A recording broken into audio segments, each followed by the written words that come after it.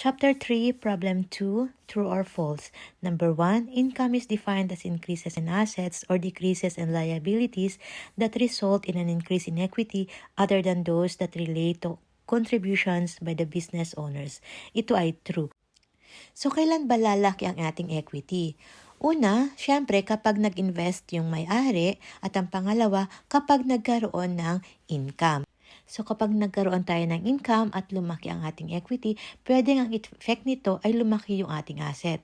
Or pwede rin namang lumiit lang yung ating liabilities.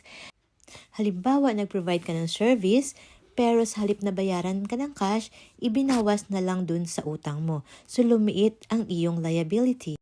2. Both the definitions of income expenses encompass changes in assets and liabilities, but excluding those changes that relate to business owners' investments to or withdrawals from the business. Ito ay true. Same explanation lang yan dun sa ating number 1. 3. You own a business. Your business lacks capital, so you provided additional cash. This transaction would result to income by your business. False.